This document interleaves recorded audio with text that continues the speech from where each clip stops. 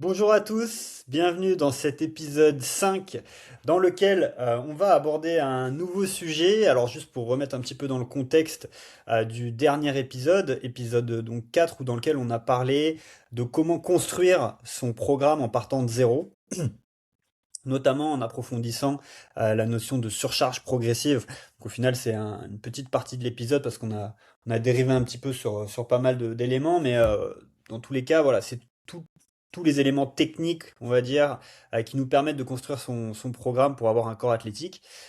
Aujourd'hui, on a envie de sortir un petit peu de ça avec Arthur, puisque c'est bien d'avoir la technique, mais il faut réussir à savoir ce qui fonctionne pour soi. Et donc, il faut être capable de naviguer dans ces éléments. Et c'est pas facile, c'est pas évident. Et donc, aujourd'hui, on a envie de donner des éléments avec Arthur sur ça. Arthur est beaucoup plus pointu que moi sur le sujet. Donc, je vais le laisser commencer tout simplement pour nous dire un petit peu, toi, Arthur, qu'est-ce que tu penses de ça? Comment réussir à adapter les choses, on va dire, à soi? Et pas juste rentrer dans un carcan technique et s'enfermer là-dedans. Yes, merci pour nous lancer sur le sujet du jour, Olivier. Moi, c'est effectivement un sujet qui me passionne depuis longtemps parce que, tout simplement, je vais peut-être te raconter cette anecdote-là. Moi, mon histoire en tant qu'athlète, et même en tant que, préparateur physique, je me suis dit au début, heu: «Si je veux être le meilleur, il faut que je fasse ce que font les meilleurs». Et du coup, j'ai fait des programmes d'entraînement qui étaient pas du tout faits pour moi et je me suis forcé à les faire parce que je me suis dit: «Mais non, mais si tel champion, si tel machin, il fait ça, beh, c'est que c'est le meilleur truc». Et effectivement, dans la société dans laquelle on vit, c'est le raisonnement, de base.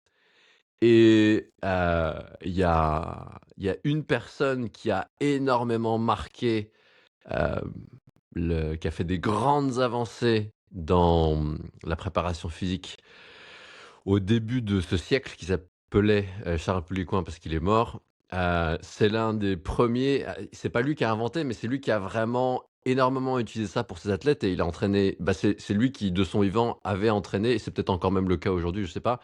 Charles Poliquin, c'est un Canadien, c'est le type qui a entraîné le plus de médaillés olympiques, au moins dans son temps et peut-être encore aujourd'hui, je sais pas, je connais pas les chiffres. Donc c'est un type qui a été très bon, pas forcément à inventer des choses, mais à récupérer des choses qui marchaient bien et à être un avant-gardiste, à les mettre en application dans le domaine de sport de haut niveau. Et du coup, même si nous, on n'est pas dans le sport de haut niveau ici, ça me paraît intéressant de raconter cette anecdote parce que, en apprenant avec lui, toujours dans cette idée de faire ce que font les meilleurs et d'apprendre des meilleurs, il m'a fait découvrir un truc qu'on appelle le profiling neuromusculaire. C'est quoi? C'est grosso modo, on peut décoder une partie de la génétique des gens et notamment d'éléments très, spécifiques sur le système nerveux et les muscles pour savoir, OK, qu'est-ce qui va le mieux marcher déjà en termes de résultats? Mais puisqu'on parle du système nerveux, il y a aussi plein d'éléments qui font que c'est, ludique pour soi, c'est écologique pour la manière dont on fonctionne intérieurement. Bref, ça marche beaucoup mieux dans tous les sens du terme et on passe un bien meilleur moment. Et du coup, là, il y a eu un gros tournant dans mon approche. C'est que je me suis dit: «Ah mais en fait, ce qui permet d'avoir le plus de résultats et aussi d'avoir la meilleure expérience possible», j'en reviens à l'épisode qu'on a fait sur, l'objectif, c'est pas la seule chose, il y a aussi l'intention qui fait une énorme différence. Et il y a cette notion de personnalisation et là, où avant pour moi la personnalisation c'était juste, OK, si telle personne elle a, telle particularité anatomique ou si elle a tel passif de blessure, bon, on va personnaliser avec tel type d'exercice plutôt que l'autre et cetera. C'était vraiment un truc très basique. D'ailleurs, la plupart des gens aujourd'hui quand ils parlent de personnalisation, ça en reste à ce niveau très basique.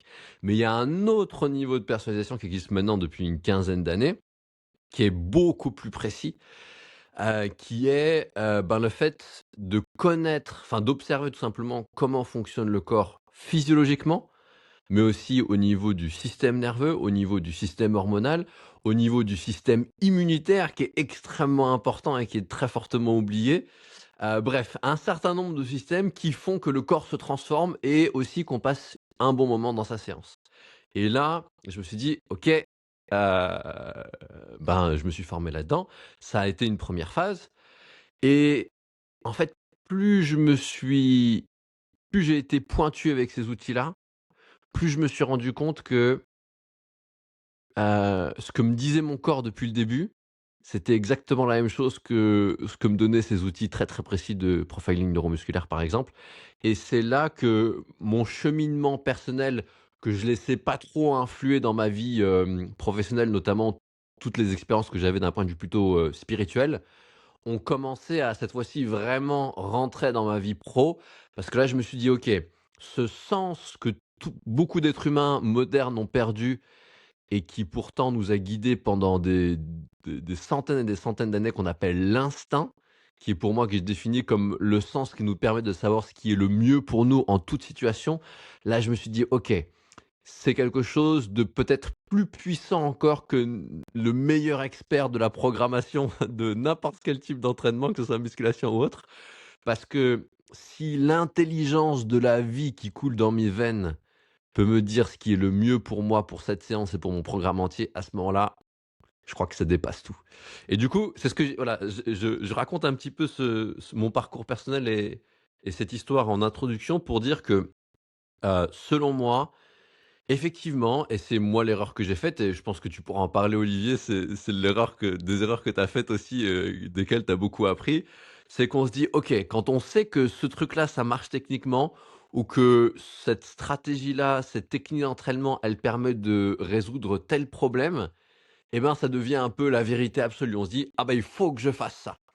Et du coup, ça commence à rentrer en conflit avec le fait que, bah, encore une fois, on est un être vivant, on change tous les jours, la vérité n'est pas la même tout le temps, et on est beaucoup plus complexe que ce on pourrait résumer avec un raisonnement intellectuel et un programme d'entraînement. Et du coup, ben, quand on veut absolument respecter ce truc qu'on pense qui est absolument la solution, et ben là, on commence à rentrer en conflit intérieurement. Et ben, c'est là que effectivement, tu le disais, il y a un élément sur lequel j'ai envie de revenir. Tu disais: «C'est important de sortir de la programmation», et du coup, moi, j'ai envie de dire de revenir dans le corps. Et je crois qu'une autre manière encore dont j'ai envie de le dire, c'est important d'approfondir la programmation. Parce qu'effectivement, on a tendance à considérer l'aspect intellectuel, l'aspect, créer un programme d'entraînement comme, OK, un exercice mental, intellectuel, et le ressenti du corps comme quelque chose, bah, de l'ordre du ressenti, et voir ça comme 2 choses différentes. Mais pour moi, c'est intimement connecté. Et donc si j'ai envie de, de stabiliser mes ressentis dans le temps, alors la programmation va être géniale, parce qu'il faut pas non plus faire, la girouette, et à la première sensation se dire: «Ah hop, je change de sensation, ah il faut que je change de direction». Non, donc les sensations peuvent s'ancrer, s'enraciner dans quelque chose de puissant qui s'appelle un programme. Et un programme peut devenir vivant, vibrant et vivifiant s'il se base sur mes ressentis et ma vérité personnelle. Sinon, ça va rester un truc, hors sol, comme les tomates qu'on fait, pousser dans des serres qui ne voient jamais le vrai sol, le vrai humus, et cetera. Ça va devenir un truc complètement, pas factice, mais, artificiel. Voilà, pour moi, il y a énormément de gens qui s'entraînent dans les salles aujourd'hui, et la raison pour laquelle ils font la grimace et ils ont pas le sourire, c'est parce que leur programme d'entraînement et leur raisonnement aussi, il est artificiel, il est pas ancré dans le vivant. Ça les vitalise pas de faire leur séance. Oui, si, il y a leur corps qui s'améliore, et cetera, mais ces gens-là, moi, je les appelle des coquilles vides, parce que, ils font les choses uniquement pour le résultat final, et au final, il y a pas la vie, il y a pas la joie, il y a pas l'amusement, il y a pas le fun, il y a pas tout ce qui nous rend en vie, tout ce qui fait que la vie, elle est goûteuse. Et donc, bah, voilà, moi je pense que c'est l'essentiel de ce que j'ai à dire dans un premier temps. On va aller comme d'habitude, dans les éléments, pratiques. OK, comment on fait? Comment ça se passe? C'est quoi les actions? Et cetera. Mais dans un premier temps, je pense que c'était super important de planter ce décor-là, de dire: «OK, la programmation, c'est une face de la pièce, et je serai jamais entier, je serai jamais bien si je n'écoute ou si je ne fais vivre qu'une seule moitié de moi». Et il y a besoin des 2 faces, et notamment cette idée de voilà, de surtout la vie qui vient vraiment, encore une fois, des ressentis. On est des êtres sensibles, qu'on l'accepte ou non. Surtout, ça serait c'est une discussion intéressante à avoir entre hommes, du fait que, voilà, on nous apprend beaucoup à nous couper de nos ressentis et de nos émotions. Voilà, pour moi, ça donne plutôt des gens très influençables et manipulables, et encore une fois très factices. Et ça donne pas des gens voilà, qui ont une force intérieure, qui sont inébranlables parce qu'ils savent quelle est leur vérité intérieure, et cetera. Mais ça, c'est un autre sujet. Je vais pas me lancer là-dedans maintenant.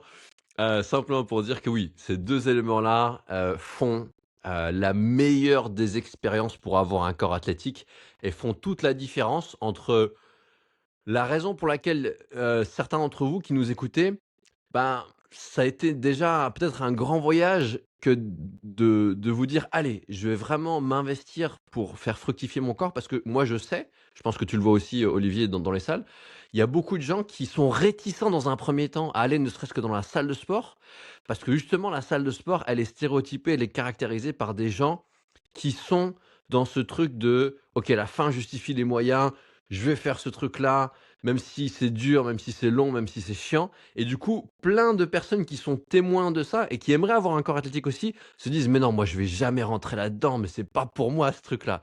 Alors que c'est juste une question de comment on fait le voyage, et du coup, ben, là, quand on comprend ce qu'on va expliquer dans cet épisode, voilà pour faire le teaser, on peut tout avoir.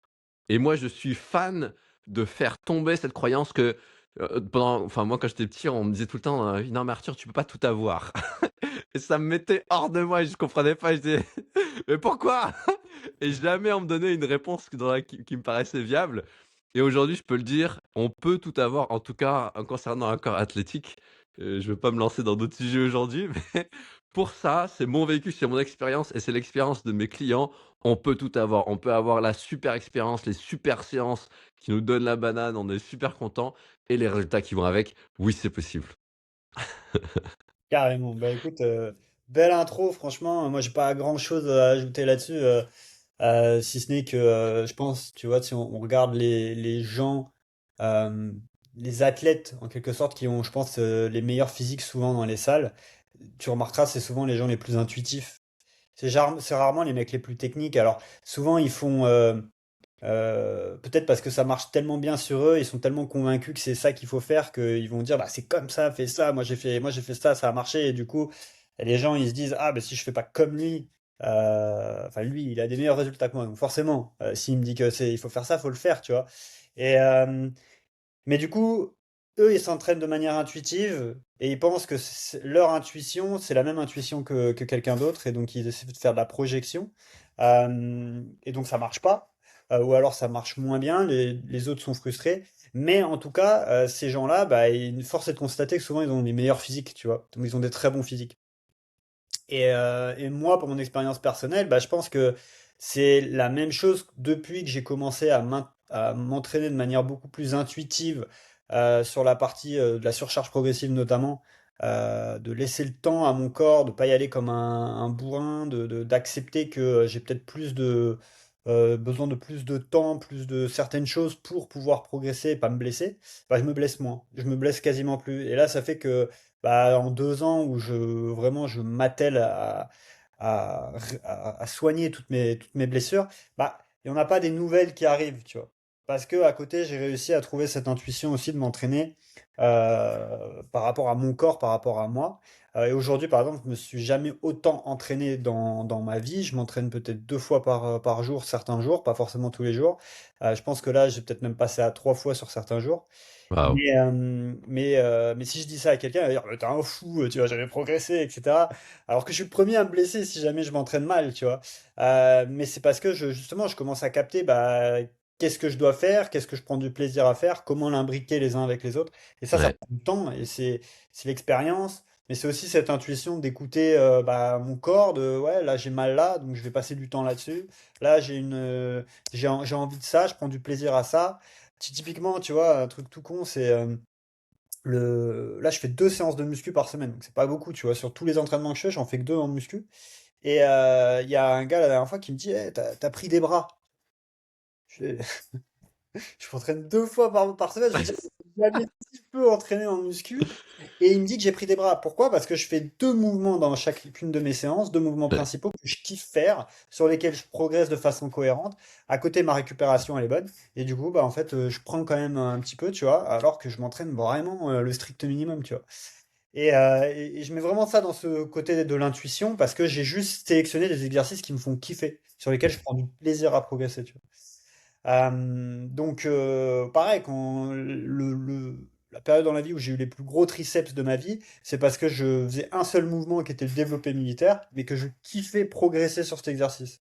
Donc, j'étais pas dans un truc technique de, tu vois, si je veux des triceps, faut que je fasse 12 séries de triceps extension 3 fois par semaine, etc. J'étais juste dans le kiff de, allez, vas-y, je vais soulever le plus lourd possible, mais de façon cohérente sur mon développé militaire. Au final, j'ai eu des triceps bien plus gros, tu vois.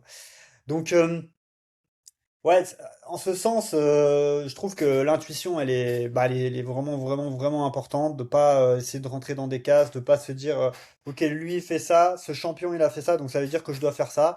Parce que si t'as pas une génétique de champion, peu de chance que ça fonctionne sur toi. Sachant qu'une génétique de champion, ça va aussi généralement avec un état d'esprit de champion. Tout le monde n'a pas l'état d'esprit de champion dans une discipline en tout cas. Et c'est complètement ok, tu vois. Mais voilà, tout le monde peut pas être Michael Jordan, aller s'entraîner avec 42 fièvres, tu vois. Enfin, faire même un match, je crois que c'était la finale, je sais plus ce qu'il a fait. Il a fait une finale pour la bague, là, une des bagues. Il était à 38, je crois, de fièvre, le mec. Enfin, Ok. moi, j'ai 1 degré de plus, je suis cloué au lit, tu vois. Genre, Ouais. plus, genre, je peux plus rien faire. Et lui, il est là en train de faire du basket. Donc, on n'est pas tous, tu vois, on n'est pas tous égaux à ce niveau-là, et c'est important de s'écouter, je pense. Et je pense que tu le penses aussi, du coup, puisque c'est le but de ce podcast. Donc voilà, je voulais peut-être rajouter simplement cette petite graine-là, mais c'est tout, quoi. Pour le reste, bah, du coup, c'est de savoir un peu plus ouais, comment on peut faire ça sans rentrer dans quelque chose de trop technique. Ouais. Quelles seraient, toi, tes recommandations pour naviguer là-dedans? Yes, ben, je pense qu'on peut donner, comme la dernière fois, un petit peu quelques archétypes, quelques profils pour donner des pistes et, et quelques éléments concrets.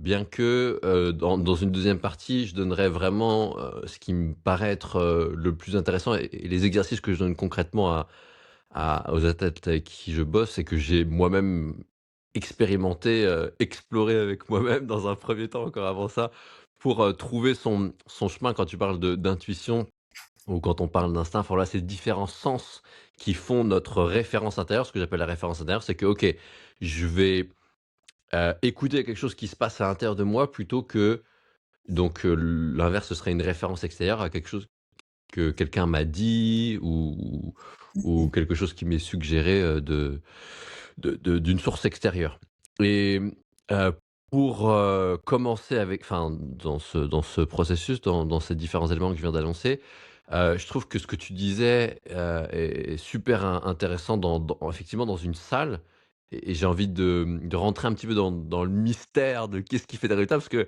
pour beaucoup de gens, c'est très mystérieux et c'est vrai que ce constat de se dire: «Bah, telle personne, elle a le physique que j'aimerais avoir ou peut-être même plus, bah, forcément, si je fais ce qu'elle a fait, ça va marcher». Eh ben non, on en revient à cette phrase, ou ce concept qu'Einstein avait développé. J'ai parlé de concept parce que, je suis pas sûr de me rappeler très précisément de la phrase qu'il a dit, mais en gros, on a un génie intérieur et ben, si je suis un poisson et que j'essaye de grimper un arbre, non seulement je ne respecte pas mon génie, je n'en profite pas, et bah, je peux pas vraiment avancer dans ma vie et si je vois une personne et encore une fois, je pense que ça souligne, comme tu disais très bien, l'importance de la référence interne. Si je vois une personne qui fait les choses au feeling, à la salle et qui en a compris ou qui en a fait émerger des principes ou des basiques pour ces séances et que je vais questionner cette personne, bah, bien évidemment que cette personne, elle va me donner les conclusions qu'elle a faites de son expérience. Et peut-être que dans l'eau, il y a des choses qui marcheraient pour moi si on se ressemble suffisamment pour que ça marche. Mais bien souvent, c'est pas le cas.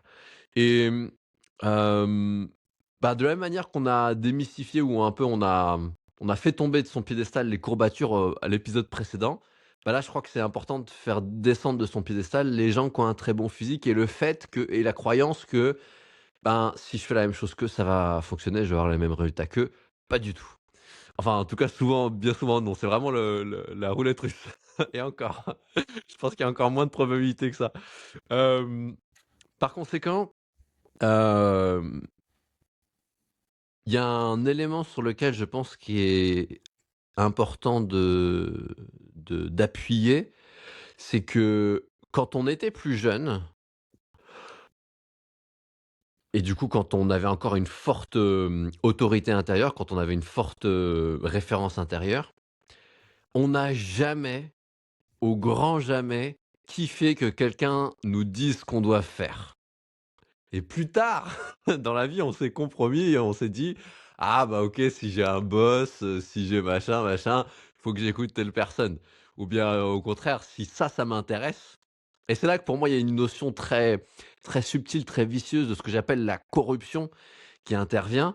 C'est que je suis prêt à vendre mon intégrité parce que j'ai tellement envie de cette chose et surtout, je ne sais pas que cette chose, je peux l'avoir selon mon propre, chemin à moi. Encore une fois, cette croyance qu'on peut pas tout avoir dans la vie et ben, du coup, OK, je rentre dans cette mentalité de sacrifice de: «OK, je suis prêt à sacrifier ça, je suis prêt à vendre telle partie de mon intégrité pour arriver à telle finalité qui me tient vraiment à cœur» et voilà, parfois aussi que je mets sur un piédestal, voilà, si je suis pas ci, si je suis pas ça dans ma vie, si j'ai pas tel physique, je vaux rien, enfin bref, j'en rajoute mais, on va pas rentrer là-dedans aujourd'hui. Juste pour dire que quand on était plus jeune, on n'a jamais, jamais, jamais kiffé que quelqu'un nous dise ce qu'on doit faire et on avait souvent même l'orgueil que quand on savait que c'était bon pour soi, on contestait juste pour la forme, même si on le faisait après parce qu'on savait qu'on nous avait donné un bon conseil. En tout cas, Ouais, moi, j'étais ce genre de gamin. Je sais pas toi, Olivier. pas de souvenir précis, je pourrais pas te dire. Mais en tout cas, je pense que c'est hyper important de revenir à ça parce que ça, c'est une qualité. Je vais le résumer comme ça, c'est la qualité qui fait que une personne dans, le monde, sauvage, quand il y a pas d'électricité, pas de maison, pas de machin et cetera, si je suis lâché en Sibérie, c'est ça qui va faire que je vais survivre. C'est cet instinct-là, c'est cette guidance intérieure. Si, je me retrouve dans cet environnement et je commence à sortir mon téléphone et essayer de capter du réseau et essayer de voir, OK, les mecs qui font de la survie, ils font comment? Ah, je prends le très mauvais départ là. Même si, il y a effectivement des informations qui peuvent faire une différence énorme. Les mecs qui font de la survie, ils t'apprennent que, ah bah, il faut absolument faire ça en premier et pas ça et cetera et donc oui, l'information fait une différence énorme. Ceci dit, si, je n'écoute pas la vie en moi, et ça pourrait être un tout autre débat, on pourrait inviter quelqu'un qui fait de la survie et on pourrait rentrer dans la discussion. Mais en tout cas, sur le principe, il y a probablement des situations où j'aurais tort. Mais en tout cas, pour rester dans le milieu de la muscu, moi, ce que j'observe, c'est que pour être un expert de la muscu et du corps humain et de plein de choses, c'est que oui, la personne qui va écouter son instinct va faire des erreurs que quelqu'un qui est très technique, très cérébral ne ferait peut-être pas au début sur la forme. Mais dans le fond et du coup à moyen et long terme, la personne qui s'écoute va aller beaucoup plus loin et voilà, on peut prendre l'exemple de triceps que tu expliquais toi. Alors que tu avais des connaissances pour faire des choses beaucoup plus poussées que ce que tu as fait par le passé ou que tu pourrais avoir un programme d'entraînement beaucoup plus intéressant pour tes bras actuellement, bah, dans ces 2 cas de figure différents, tu as eu des meilleurs résultats juste en suivant ton feeling et ce que tu ressens bon pour toi. Et ça, c'est le fond. Plutôt que la forme. Et pour moi, encore une fois, le fond donne de la profondeur à la forme. Donc c'est pas l'un contre l'autre, c'est l'un avec l'autre qui s'améliore. OK, maintenant qu'on a dit ça, rentrons dans le pratico-pratique, les archétypes. Hem et ça va nous permettre aussi de comprendre un peu mieux pourquoi il y a certaines personnes dans la salle ou même des champions qui ont des très bons résultats et qui peuvent faire des choses que la plupart des gens ne peuvent pas faire et c'est intéressant parce qu'on a beau avoir de l'expertise tous les 2 sur le sujet, on n'est pas du tout dans un profil de champion, et ça montre bien que, ben, c'est pas nécessaire. Il y a 10 ou moins de la population suivant où on se situe dans le monde, dans quel pays, on va dire entre 5 et 9-10 qui ont un système nerveux qui a des substances, et des cellules, enfin voilà, on résume ça par les neurotransmetteurs, c'est un truc un peu compliqué, mais en gros, c'est quoi un neurotransmetteur? C'est des cellules qui naviguent de neurone en neurone pour transmettre l'information entre 2 neurones. Donc les neurones, c'est un et le cerveau, c'est un réseau électrique. Hem et du coup, il y a des impulsions électriques, il y a des petits courants électriques qui passent dans tout le réseau et de neurone en neurone. Le neurone, c'est la cellule de base du système nerveux.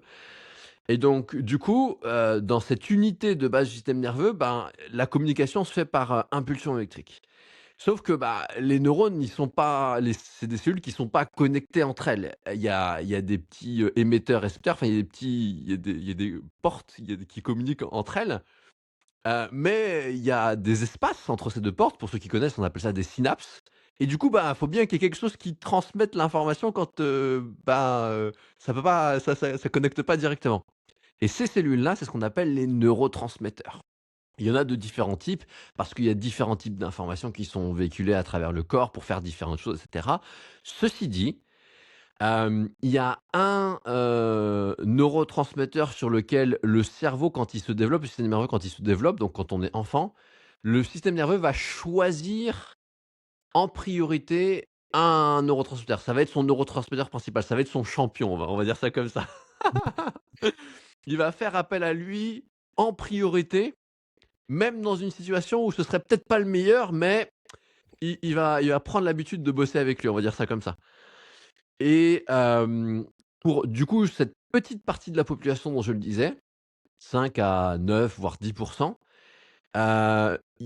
ces personnes-là, leur système nerveux a choisi la dopamine. La dopamine, c'est le neurotransmetteur qui permet les décharges les plus puissantes, et du coup, dans la muscu, la conséquence directe, ça permet les contractions musculaires les plus fortes, donc développer le plus de force, mais aussi les plus rapides, les plus puissantes. Parce que pour que nos fibres rapides, celles qui demandent l'influx nerveux le plus important, d'envoyer un gros coup de jus, se contractent ben, les qualités que j'ai données, la vélocité, donc la rapidité, la puissance et la force, c'est des qualités des fibres rapides. Donc en gros, pour qu'on puisse avoir les qualités des fibres rapides, il faut envoyer un gros coup de jus à ces fibres-là. Et du coup, ben, si j'ai un neurotransmetteur qui est le principal de mon système nerveux, bah forcément, je vais avoir des prédispositions que tout le reste de la population n'aura pas, pour non seulement recruter ces fibres-là, mais aussi développer ces fibres-là, les améliorer, et cetera, et cetera. Et du coup, ben, les gens qu'on voit, à la salle de sport, qui s'entraînent de manière plutôt, instinctive, intuitive, ils sont aussi de ce type-là. Et c'est là que c'est intéressant de comprendre que le système nerveux, c'est pas un truc juste cérébral. Le système nerveux, c'est ce qui fait le lien entre plein de systèmes dans mon corps humain, et c'est aussi ce qui permet à mon intention, ce que je choisis, de prendre forme dans mon corps. Et du coup, bah, ça implique la motivation, ça implique, le fait de prendre du plaisir ou pas, de se forcer ou pas, et cetera. Donc c'est pas juste un truc, cérébral, le système nerveux, c'est un truc qui inclut les ressentis, les émotions, parce que c'est la somme des informations qui constituent qui on est. Et encore une fois, je pense que c'est important de prendre le temps de parler de tout ça, parce que si j'en reviens à, bah, exactement les mêmes chiffres, 10 ou moins de la salle qui ont un super physique, qui s'entraînent un peu comme ils veulent et qui, bah, défient un peu les lois de la nature pour les autres. C'est tout simplement que ces personnes-là, vu qu'ils ont un fort, bah, une grosse quantité de dopamine, c'est aussi des gens qui, pour pouvoir calmer leur système nerveux, ont, d'autres neurotransmetteurs qui font l'inverse, qui calment le système. La dopamine, c'est un gros excitant. Et ça permet aussi de prendre du plaisir, plein de choses. Mais en tout cas, le plaisir, il va nous donner envie de faire des choses, il va nous donner l'énergie de faire des choses, l'enthousiasme, et cetera. Et du coup, forcément, il faut rééquilibrer ça avec d'autres neurotransmetteurs. Et le système nerveux est bien fait, on n'est pas créé de manière déséquilibrée. On est créé avec des choses qui nous font des individus, on est tous différents les uns des autres, on a différents, forces, et vulnérabilités, et cetera. Mais en tout cas, pour une personne donnée dans son individualité, il n'y a pas de déséquilibre, en tout cas dans ce qui est inné. Et du coup, quand le système nerveux se crée, s'il choisit la dopamine comme neurotransmetteur principal, Hem, il va aussi créer un gros stock de ce qu'on appelle la sérotonine et le GABA, qui sont les 2 principaux neurotransmetteurs qui calment le système nerveux. Et la raison pour laquelle ce profil-là, c'est aussi le profil des champions, on va voir que tout se recoupe, c'est que si j'ai des gros calmants, alors j'ai un avantage, énorme par rapport au reste de la population pour faire face aux situations sous pression, pour faire face au stress, pour faire face aux enjeux, etc., etc. Parce que ben, ce qui est très stressant pour un autre individu, si j'ai beaucoup plus de calmant naturellement, sans prendre de médoc, sans prendre rien du tout, et ben pour moi, un gros stress pour quelqu'un d'autre, ça va être un petit stress pour moi. Et donc, bien évidemment que bah, je vais pouvoir y aller tranquille. Et voire même, c'est ce qui donne pour ceux qui ont fait des sports co et qui disaient, mais c'est tellement injuste. Moi, je me démène, je bosse à fond et tout. Et il y a machin là où il y a, on va dire, bah, si dans l'équipe il y a 10 personnes, généralement c'est une personne. Il y a un machin là, lui, genre, il branle rien à l'entraînement et quand c'est le match, oh, c'est le meilleur et il me vole, tu vois? Moi, j'ai bossé dur, j'ai bossé comme un dingue et tout et j'arrive jamais à être aussi bon que lui alors que lui, il en branle pas une. C'est tellement injuste et c'est ce qui a donné les croyances sur le fait d'être doué, le fait de machin et cetera et en fait, il se trouve que quelqu'un qui est beaucoup plus calme, qui écoute beaucoup plus son plaisir. Et là, on voit l'importance du fond derrière la forme. Parce que le mec qui se démène, le challenger, on va dire, dans l'équipe, qui se démène, machin, etc., probablement qu'il s'écoute pas. Il se surmène, il en fait beaucoup trop. Et du coup, il est contre-productif, même si tout le monde lui a dit, mais bosse plus dur si tu veux plus de résultats. Donc il croit qu'il fait le bon truc, mais il est complètement contre-productif.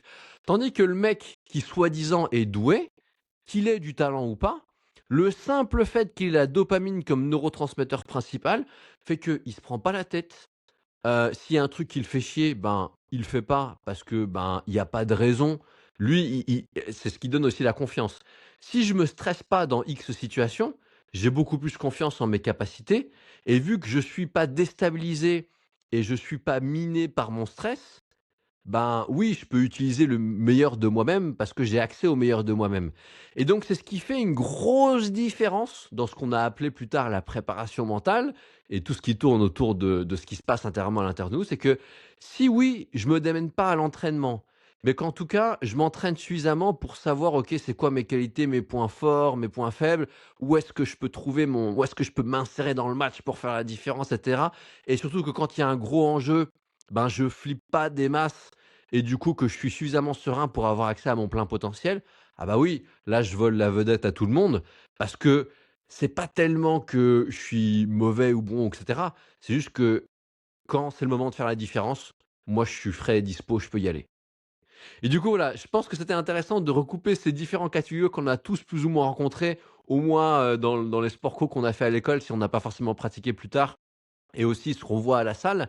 Parce que grosso modo, et là, la plupart des gens, ils vont certainement avoir la réaction que moi j'ai eue, que toi tu as probablement eu quand on a appris l'existence de ce profil. On s'est dit: «Mais c'est tellement injuste qu'il y ait des gens, c'est cheaté, comment comment c'est possible qu'il y ait des gens, ils aient ça quand ils naissent et moi j'ai pas eu ça, c'est dégueulasse». Et il se trouve que, voilà, c'est pas l'objet du podcast aujourd'hui, de cet épisode-là, mais hem, c'est pas que des avantages. Il y a aussi, plein de coups durs que peuvent se prendre ces gens-là, parce que du coup, ils peuvent rentrer dans un truc de, justement être trop confiants, de pas suffisamment se remettre en question. Dans les relations notamment, c'est des gens qui parfois ont des grosses difficultés, parce qu'ils sont pas suffisamment à l'écoute des autres. Ils ont aussi moins d'empathie naturellement. Enfin bref, il y a plein de choses dont on parlera pas aujourd'hui, mais juste pour revenir sur le fait que, OK, cet archétype que l'on a tous vu et souvent on essaye de lui ressembler, soit pour avoir les mêmes résultats, soit parce qu'on envie cette personne. C'est aussi les gens qui prennent le plus de risques et qui, ben, parfois ont des voilà, socialement parlant, si on parle des hommes, c'est les hommes qui généralement ont les femmes qui sont les plus prisées parce que, ben, ils ont eu entre guillemets «la sérénité» ou le courage ou peu importe, d'aller faire des trucs que la plupart des gens n'auront pas forcément osé faire et vice versa chez les femmes. Enfin bref, plein de choses. C'est le profil plutôt entrepreneur qui est prêt à prendre des risques, à ne pas finir ses fins de mois parce que, il se fait suffisamment confiance. Enfin plein, plein, plein de choses. On va encore une fois rester dans la muscu. Je donne juste des petits éléments comme ça pour que, les gens comprennent que souvent on met ce profil-là sur un piédestal et que, on n'a pas besoin d'être ce profil-là encore une fois pour avoir un corps athlétique. C'est tout l'objet de notre épisode aujourd'hui et surtout, si on cherche à rentrer dans ce profil-là, on va pas du tout s'écouter, on va flinguer notre référence interne et on va se sacrifier pour essayer de suivre une voie qui est pas la nôtre. On va tenter de faire appel à un génie qui n'est pas du tout le nôtre et on va essayer de grimper un arbre alors qu'on est un poisson. OK. J'aimerais Donc juste, ça vas-y. ajouter un élément là-dessus parce que moi je me souviens que, tu vois, en première réaction en quelque sorte que j'avais eue quand j'avais entendu toutes ces choses-là, c'est de commencer à essayer de mettre les gens dans des cases. Ah, S'il est comme ça, il est dominant dopamine, donc il est comme ça, tu vois. Et à l'inverse, si moi j'ai pas ça, bah je peux pas être ça. Tu vois, par exemple, tu parlais du fait d'être entreprenant, de prendre des risques dans sa vie, l'accès à certaines femmes, tout ça. Tu vois, c'est des choses où, par exemple, moi j'ai un exemple, je pense très précis. Enfin, je pense pas me tromper en tout cas en disant qu'il est dopamine. Pourtant, tu vois, c'est pas du tout ses appétences, tu vois. ouais, C'est pas il a confiance en lui, tu vois, mais par exemple avec les femmes, il est pas incroyable. C'est pas le mec le plus charismatique, tu vois, quand il arrive dans une salle, mais il a ouais, son charisme quand même, tu vois. C'est quand même un mec très naturel, très authentique, mais euh, mais c'est pas le mec, voilà, où tu te dis, ok, ça y est, il va avoir les femmes les plus belles forcément, tu vois. C'est pas le mec qui est forcément très entreprenant non plus. ouais. Enfin, en tout cas, lui, tu vois, il est dans la fonction publique. Par contre, c'est un gendarme. Donc, il y a peut-être cette appétence un peu au risque, même si en soi, il est plus dans les bureaux, mais il aime bien aussi aller sur le terrain, tu vois. Donc, voilà, c'est pas non plus, tu vois, l'archétype total du dopamine. Pourtant, je suis quasiment convaincu que c'est un dopamine.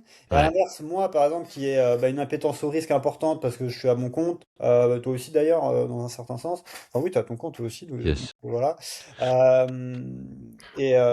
avais un autre en tête, tu avais dit entrepreneur, prendre des risques, ouais, voilà, bon. Tu vois, des profils qui finalement, nous, on n'est pas censé supposer, en tout cas, être les meilleurs là-dedans, et pourtant on a ces prédispositions aussi, tu vois.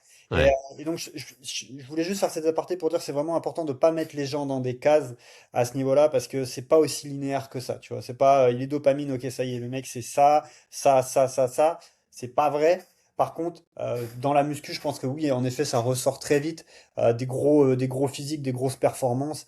Là, tu sais que il y a certaines choses qui indiquent très rapidement vers de la dopamine, quoi. Yes, c'est très pertinent d'avoir dit ça. Ça me permet peut-être de clarifier l'intention que j'ai en parlant de tout ça. C'est que, au-delà de donner quelques références, et je parle de ce profil et il y en a un ou 2 autres qui seraient intéressants de mentionner rapidement. Ceci dit, l'intention, c'est de comprendre que, OK, si j'ai pas quelque chose d'inné à la base, ça sert à rien de me baser sur ce patrimoine-là. Parce que, enfin, en tout cas, surtout si, j'ai cette approche cérébrale de me dire: «OK, ça, c'est ce qui marche le mieux, c'est ce que je vais faire». En gros, mon intention, c'est surtout que les gens qui nous écoutent, fassent sauter ce verrou mental de se dire, hem: «Je devrais faire un truc qui me paraît pas bien ou adapté pour moi parce que il y a tel Mhm. résultat à la clé. Parce que c'est surtout le truc que je veux faire sauter ici. Parce Ouais. que ce que tu dis là, c'est super important, c'est que déjà la limite des profils, c'est que, c'est des éléments théoriques, c'est des archétypes, c'est de la typologie, quoi. Et on est jamais, bah, même si ça se base là, en l'occurrence, sur des éléments génétiques. La raison pour laquelle on n'est jamais un archétype, y compris quand on se base sur ça, c'est que on n'est pas fait que de l'inné, on est fait de ce qu'on appelle aussi l'acquis. Et du coup, c'est toutes les expériences qu'on a vécues. Il y a plein de référentiels, soit depuis qu'on est né, mais ça fait longtemps qu'on sait que la vie intra-utérine, elle est énormément impactante.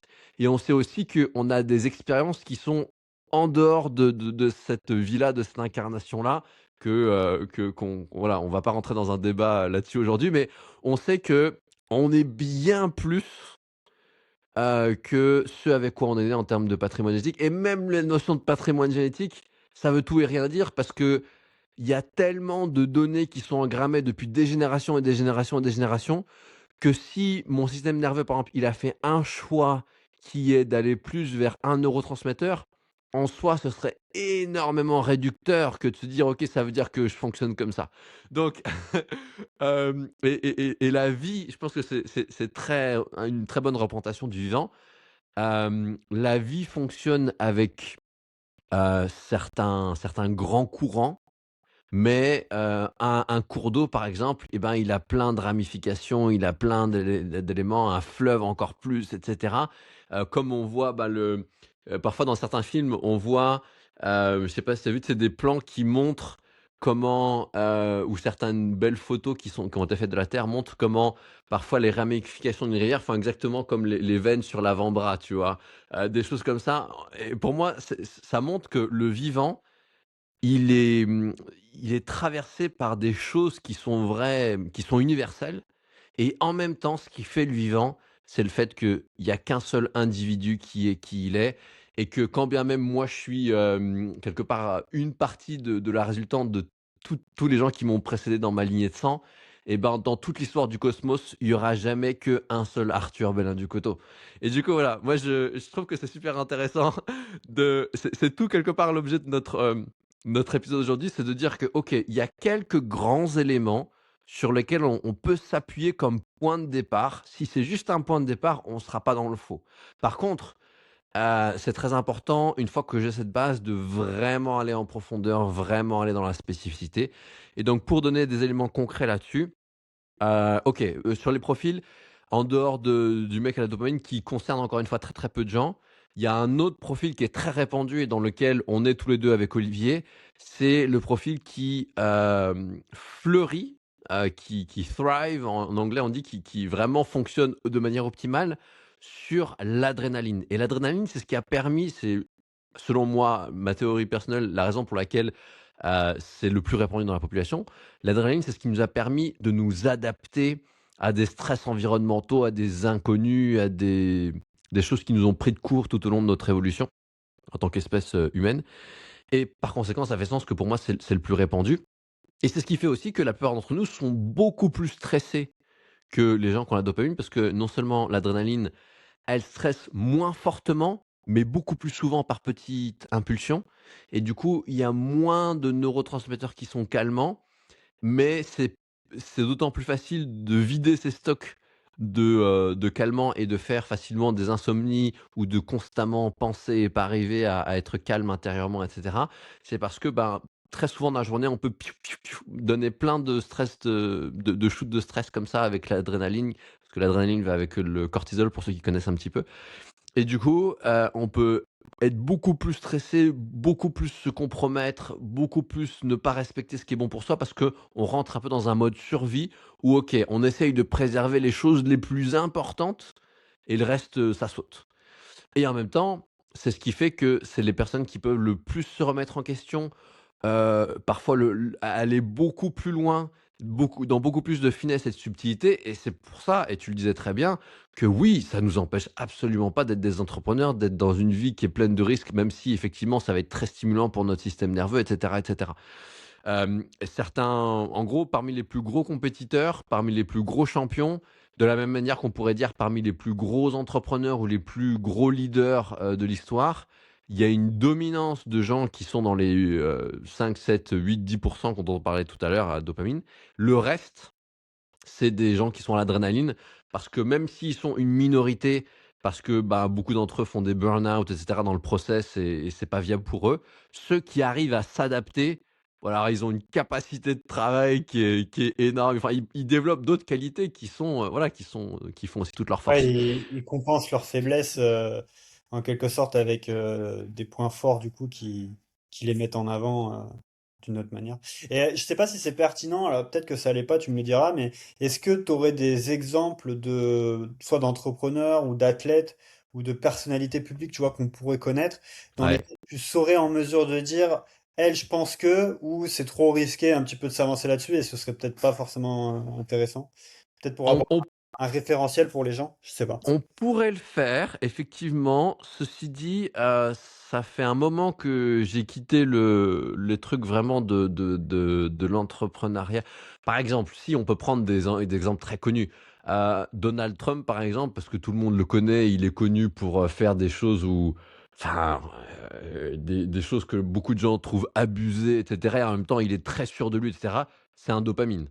Voilà, ça c'est un bon exemple, par exemple. Et ça donne d'ailleurs un bon exemple de, OK, avant d'être dans la politique, ce mec, il était entrepreneur, il a énormément réussi tel que le système existe, économiquement, et le système économique, il est ce qu'il est, et je pense, pour moi, il y a beaucoup de choses horribles dedans. Il y a d'autres choses qui sont probablement très bien aussi, et ça fait partie des raisons pour lesquelles je suis entrepreneur. Et en tout cas, ce mec-là, c'est un excellent exemple de, grâce à sa capacité à prendre des risques, grâce à sa capacité à, faire ce qu'il faut au moment où il faut, à avoir un sang-froid important, et cetera, à convaincre, quitte à, même si, il a peut-être tort, qui sait, j'en sais rien. En tout cas, ce qui est sûr, c'est qu'un entrepreneur, si il arrête de convaincre dès qu'il a un doute sur est-ce qu'il a raison, est-ce qu'il a tort, il sera jamais un bon entrepreneur. C'est peut-être dégueulasse de dire ça au point de vue éthique, mais ça fait la fibre de l'entrepreneur. C'est qu'il est super convaincu et il doute pas de lui, même quand parfois, il est pas dans, entre guillemets, «du bon côté éthique». Et après, pour moi, ce qui fait, petite parenthèse, un vrai entrepreneur, c'est qu'il y a certains qui reviennent sur ce qu'ils ont fait et d'autres qui reviennent pas, ou voilà. Mais ça, pour moi, pour moi, Hem, il y a une loi de l'entrepreneuriat. L'économie, en tout cas, est ce qu'elle est aujourd'hui, et soit on joue le jeu, soit on joue pas le jeu, quoi. Et ça, c'est un type qui représente très bien le fait qu'il a mis ses capacités innées au service de ce qui allait faire de lui un gagnant d'un point de vue entrepreneurial. De la même manière qu'il l'a fait d'un point de vue politique. Après, je verse pas du tout dans: OK, est-ce que les personnages politiques sont des marionnettes de d'autres personnes qui sont dans l'ombre, et toutes les conspiracy, je sais pas comment dire en français, enfin voilà, tout le truc très, très sombre de la politique, moi je verse pas du tout là-dedans, ça m'intéresse pas. Mais bref, ce que je peux dire, c'est que c'est un très bon exemple de dopamine, parce que, voilà, pour les traits de personnalité qu'on peut tous observer de lui. J'aurais Il y a d un exemple peut-être de deux athlètes, mais moi je ne serais pas en mesure de dire leur profil, donc je serais curieux de savoir ce que toi t'en penses. Entre par exemple Messi et Ronaldo. ah, yes. Est-ce que tu Hem pourrais dire, toi? Alors, c'est un bon exemple, parce que pour moi, et donc, bah, tu le sais, toi, parce que tu as fait la formation sur les profils. En fait, quand on est dominant à la dopamine, il y a 2 principaux sous-profils, et c'est pour ça que, bah, encore une fois, on peut aller de, les grands points de départ qui sont intéressants, mais après c'est important de ramifier jusqu'à aller à son individualité. C'est que dans les profils, il y a des sous-profils, dans les sous-profils, il y a encore des sous-profils, et on peut aller comme ça jusqu'à l'individu. Et du coup, un bon moyen de faire, bah, le pont entre les 2, c'est que dans la dopamine, il y a 2 profils. Il y a celui qui est, ce qu'on appelle dominant. Bah, Donald Trump, c'est un très bon exemple d'un type qui va plutôt chercher à dominer son environnement pour être le leader, pour être celui qui emmène le groupe dans une direction donnée. Moi, je mets pas de jugement, derrière le mot leader et derrière le côté dominant. Une des manières d'être le leader, d'être le chef, c'est, d'asseoir son autorité, sa suprématie, de dominer les autres par, le fait de parler plus fort, de par la force, par plein de choses. On domine l'environnement, et du coup, parce que les gens nous craignent, ou en tout cas, pensent qu'il y a que nous qui pouvons gérer les situations les plus dures, alors les gens se rallient à notre cause.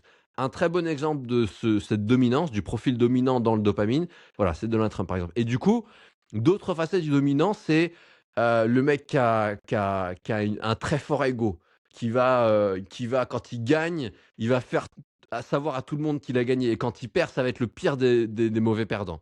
Et ben, pour moi, je connais pas très bien Ronaldo, mais c'est des traits de caractère que je vois chez lui. Genre, quand il a marqué, ouais, il faut que tout le monde, sache qu'il a fait, qu'il a marqué, et il faut que tout le stade l'acclame, tu vois?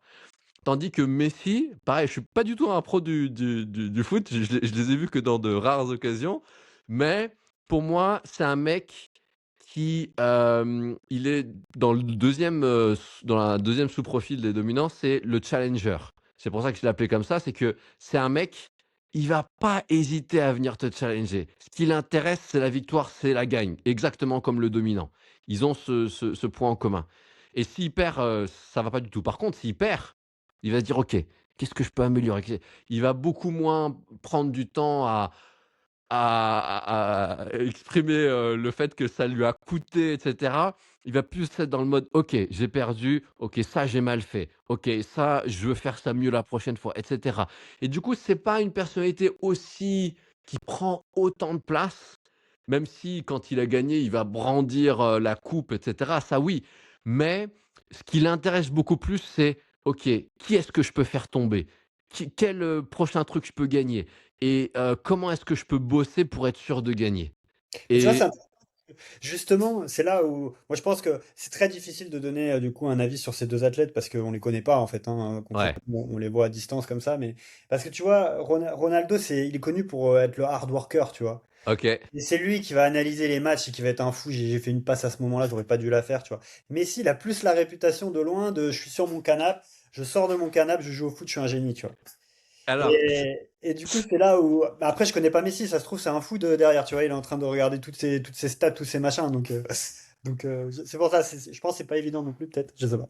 bah, c'est aussi intéressant de remettre dans le contexte que là, on parle du très haut niveau et que ces mecs-là, s'ils sont ce qu'ils sont, c'est parce qu'ils bossent comme des fous. Heu une des caractéristiques c'est là que, ben, les 2 effectivement, même si on les connaît pas, moi, c'est une évidence que les 2 ils bossent à fond. Et quand je voudrais pas donner l'avantage à l'un ou à un autre. C'est-à-dire que si on parle purement inné, heu, le profil de Messi, s'il est bien un challenger, il aurait un peu plus de disposition parce l'une des raisons pour lesquelles ça le dissocie de l'autre, c'est qu'en termes de neurotransmetteurs, il a un autre élément qui est très élevé, qui est, un neurotransmetteur qui est excellent pour, l'apprentissage, qui permet d'apprendre vite et notamment tout ce qui est les capacités corporelles et cetera. Qui fait que on a l'impression que certaines personnes, ils captent tout du premier coup, ils ont pas besoin de s'entraîner et cetera et ça, c'est ce qui fait le challenger, c'est, le mec qui, voilà, quelque part est le plus gifted. C'est le mec qui a le plus d'atouts dans son sac, quoi. Mais encore Précise, parce que je pense que c'est pas clair pour tout le monde. Du coup, dans les deux profils dont Arthur parlait en dopamine, il va y avoir le challenger et le ouais, dominant. Donc, le challenger qui est moins dominant à la dopamine, mais qui a ce neurotransmetteur en plus sur l'apprentissage notamment. ouais, Donc, qui a des caractéristiques du dominant, mais qui en plus de ça a ces trucs d'apprendre très vite, très, très habile de son corps très vite, ce genre de choses. ouais, Et à l'inverse, du coup, le dominant qui lui vraiment dominant dopamine. Donc il y a moins de ce truc sur l'apprentissage, mais qui du coup a plus de traits, comme on le disait, sur bah, voilà, purement la force, la dominance, se remettre moins en question, ce genre de choses peut-être. Donc voilà, c'est les deux profils, challenger et dominant. Et quand on parle de ça, parce que là, Arthur, il a dit le challenger, et je pense que c'était pas yes. clair. Tu as bien fait. Donc en gros, je pense que c'était un très bon exemple, à la fois pour, donner des personnalités publiques et on pourrait en le faire aussi pour les autres profils avec, la muscu et les gens qui sont, bah, les influenceurs actuellement. Par exemple, pour, pour prendre des exemples féminins, spontanément j'ai pris des exemples d'hommes, mais c'est important de prendre des exemples féminins aussi. Camille June par exemple, qui me paraît, être une personnalité française dans le milieu du fitness, enfin de la muscu. Je pense que tu la connais, surtout qu'elle est du côté de Bordeaux, il me semble. Camille, June. Elle a été connue, pour avoir démocratisé l'haltérophilie, avoir ramené, on va Alors, dire, je regarde parce que l'haltérophilie non, dans c'est le pas dans elle la que je. mode du fitness. Tu vois? Avant l'haltérophilie, il y a Ah non, je en tout connaissais cas, pas. voilà, je sais Ok, qu'elle est populaire chez les femmes, du d'accord. coup, je vais la prendre comme exemple. Ben, je sais que c'est une profil, adrénaline et pas dans ce 10 et on le voit très bien, par exemple. C'est-à-dire que c'est une grosse bosseuse. Et du coup, elle arrive à faire des résultats en compétition, mais c'est pas du tout la meilleure et surtout, en essayant d'être toujours plus, dans la compétition, elle s'est énormément compromis, elle s'est énormément blessée. Je la suis pas trop, mais il se trouve que la dernière fois que je me suis connecté à Instagram, j'ai vu une vidéo d'elle passer et elle faisait un petit peu un résumé storytelling de ces dernières années, j'imagine et en gros, la conclusion de ce qu'elle disait un petit peu dans sa narration, c'est que voilà, j'ai traversé des choses énormément dures, j'ai bourriné un peu trop ces dernières années pour les résultats et cetera et aujourd'hui, je suis prête à revenir. Après la rééducation, ça va un peu mieux, mais je referai jamais les erreurs que j'ai fait. Je m'écouterai beaucoup plus, j'écouterai beaucoup plus mon corps. Bah, voilà, ça c'est un super exemple d'ailleurs de discours pour l'épisode qu'on fait aujourd'hui, référence interne et cetera. Parce que, ben, voilà, je pense que, ce serait super intéressant de l'inviter dans le podcast et savoir ce qu'elle aurait à en dire elle-même. Mais pour moi, de mon interprétation, elle a voulu jouer le jeu des champions, des 5 à 10 à s'entraîner d'une manière qui était pas bonne pour elle. Elle s'est compromise et ça, je peux le dire parce que c'est les faits qui le montrent. Elle s'est blessée à plusieurs reprises, y compris de manière terrible. Il y a un moment où elle avait des difficultés à marcher, enfin bref, des trucs vraiment, où elle est allée à un niveau de corruption et de compromission qui était très avancé et parce qu'elle a appris de ses épreuves, elle a choisi de pas abandonner. Ben, elle essaye de revenir vers un truc qui est un peu plus elle aujourd'hui, qui est un peu plus instinctif, qui est un peu plus intuitif et donc ça, c'est un excellent, exemple de, un profil, dominant l'adrénaline comme tu l'es, comme je le suis. D'ailleurs, c'est, très intéressant parce qu'elle a un parcours aussi dans elle était gendarme à la base, cette femme et elle a décidé de devenir, de passer à son compte et cetera et du coup, ben, un très bon exemple du fait que encore une fois, oui, c'est pas parce qu'on a, de manière innée les meilleures cartes en main pour qu'on ne peut pas. Et dans ce profil-là, adrénaline, il y a tellement de sous-profils. Vous imaginez bien, c'est le profil le plus répandu de la population, donc c'est celui qui a le plus de sous-profils. Donc voilà, on a pris l'exemple de, Camille. Donc oui, revenir sur les grands exemples qu'on peut identifier pour les grands, archétypes et terminer sur vraiment ce qu'après on peut utiliser chacun pour aller plus vers le côté individualité. On a dit, ben, des mecs comme Donald Trump ou Messi ou Ronaldo pour le profil vraiment du champion, du dominant ou du challenger, peu importe, mais en tout cas, ces profils qui sont très sur d'eux, qui y vont, qui ont beaucoup de prédispositions. Et en muscu, ça donne les meilleurs naturels parce que c'est eux qui ont non seulement de base le plus de taux de fibres rapides et qui peuvent le plus les développer. Il faut savoir qu'en gros, pour ceux qui, petite parenthèse, le volume total que peut développer un naturel dépend directement d'un élément inné qui est la répartition ou plutôt le taux de fibres au sein des différents muscles. Ça varie d'un muscle à l'autre, mais grosso modo, pour certains d'entre nous, on n'aura jamais un énorme physique parce qu'on a des fibres qui sont plutôt, enfin la majorité de nos fibres sont plutôt lentes et donc on a des super prédispositions pour tous les sports d'endurance, mais pas un gros potentiel pour la musculation. Sachant que la plupart des gens qui sont dans le profil adrénaline sont un bon équilibre de tout. C'est pour ça que le profil adrénaline, il peut se démerder dans toutes les situations, même si, bah, certaines situations vont beaucoup lui coûter ou que rester longtemps dans une situation pourrait lui être très délétère. Mais socialement, c'est le caméléon. C'est la raison pour laquelle la plupart d'entre nous sont des gens très sociables et on peut gérer la plupart des situations sociales que l'on rencontre, c'est qu'on a une très grande adaptabilité et ça se retrouve dans nos fibres musculaires puisque on a un bon équilibre un peu de tous les types de fibres. Et du coup, Je peux juste pour... faire un Vas-y. mini aparté ici parce que tu m'avais dit, je me souviens un truc quand tu m'avais formé là-dessus, qui était hyper intéressant. C'est si tu mets un gros moteur, tu vas avoir besoin d'un gros châssis, enfin d'un châssis qui suit. Et Yes. dopamine, typiquement, bah, c'est comme tu l'as dit, c'est des énormes impulsions électriques. Et donc, bah, forcément, qui dit des grosses impulsions dit des gros motoneurones. Qui dit des gros motoneurones dit des fibres derrière qui sont rapides. Et à l'inverse, quelqu'un qui a un système nerveux beaucoup moins performant, bah, il va se retrouver avec des fibres qui sont moins performantes. Et donc, il y a cette épigénétique aussi qui rentre en compte comme une voiture, quoi, comme tu le dis. Si tu as une Ferrari, bah, tu mets pas un moteur de Twingo dedans, quoi, Ouais, et tu mets pas les mêmes freins non plus pour revenir réintégrer le truc des calmants pour le système nerveux aussi. vois. Raison pour laquelle aussi, par exemple, quelqu'un qui serait dominant à l'adrénaline, qui essaierait de faire la course et du coup de se lancer à pleine vitesse, genre il utilise la pente, machin et tout, bah, en fait, il va plus loin que ses capacités à freiner et là, bah, il peut s'envoyer dans le décor. On va reprendre l'exemple de Camille June et beaucoup d'entre nous, on a essayé d'aller plus vite que ce que l'on pouvait. On a joué à un jeu qui était pas le nôtre parce qu'on va dire, allez, si on parle de voiture, je sais pas si c'est le meilleur exemple, ça me paraît être un exemple très mec, mais c'est pas grave, on va prendre celui-ci pour le moment. Genre, si j'ai une voiture là avec bam, un énorme moteur, machin et tout, que quand arrive la ligne droite, blam, j'envoie et tout, et cetera et puis après, bah, quand il faut freiner, j'ai des énormes freins, OK, très bien.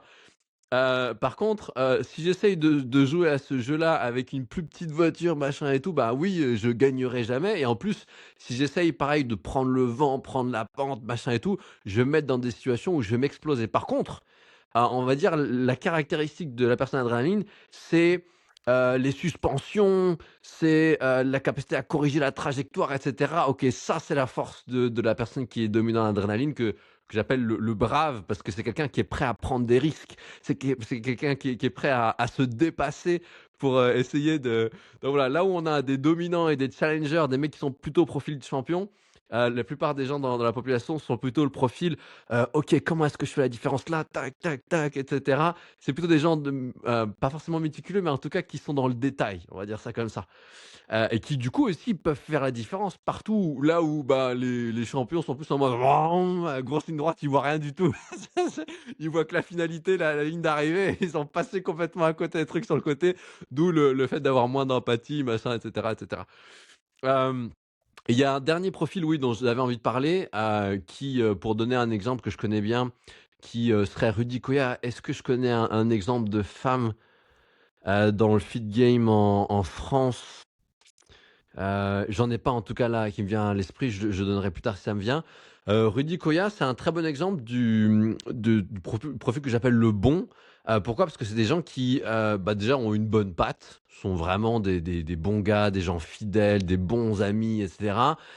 Et qui aussi aiment ce qui fait du bien. C'est des épicuriens vraiment de base et du coup, c'est des gens qui, s'en sortent le mieux quand ils sont à l'aise dans l'environnement, quand ils sont vraiment familiers et du coup, c'est des gens qui adorent la routine, qui, quand il y a un truc qui marche pour eux, ils restent là-dedans et ça les fait pas chier de faire, pour la 12e ou la 20e semaine de suite le même programme.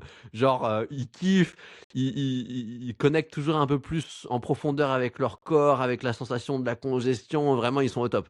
Donc ça, on va dire que pour les gens qui vont à la salle, c'est les profils qu'on va le plus souvent voir.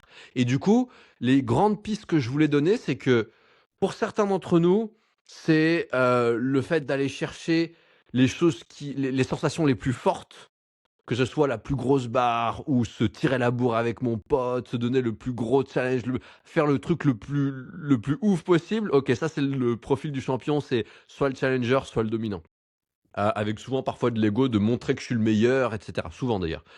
Ensuite, il y a, le profil donc ça c'est celui qu'on voit le plus, mais en réalité, c'est celui qui est le plus petit pourcentage dans la salle. Celui qui est le plus répandu, c'est le brave, c'est la personne qui va vouloir ressembler justement à ce petit, pourcentage, qui va vouloir essayer aussi de briller, d'avoir sa place, et cetera, mais qui a besoin de vraiment s'écouter si justement cette personne veut trouver sa place et être à son meilleur.